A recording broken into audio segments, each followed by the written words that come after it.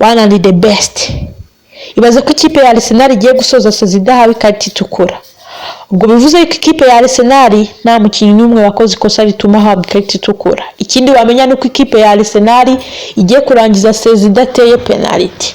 Ikindi wamenya nuko ikipe ya Arsenal yasohoye jeze nshya izakinisha muri sezo itaha.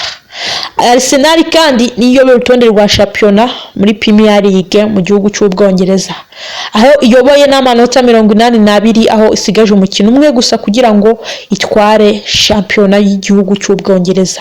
Ikurikiwe n'ikipe ya Man City rero aho bihanganiye igikombe cya championnat. Ikipe ya Man City kuri ubu ngubu ifite amanota 77 ariko ikaba ifite umukino w'ikirarane mu ijoro ry'uyu munsi. Ikipe ya Man City rero bivugwa yuko iri buze gutsinda uyu mukino hanyuma igakomeza guhanganira igikombe n'ikipe ya Man City n'ikipe ya Arsenal kugera ku mukino wa nyuma.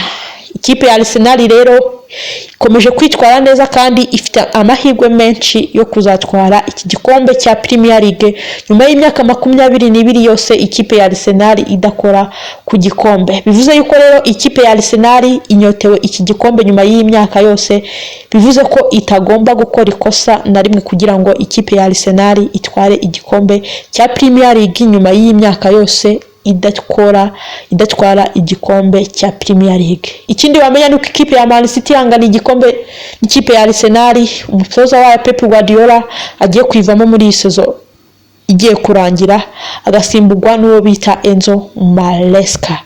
Arsenal rero the Gunners, this is one of the best team chaka ko itwara igikombe cya Premier League. Here we go. Thank you. Nitwa Angel Official, ndabakunda cyane.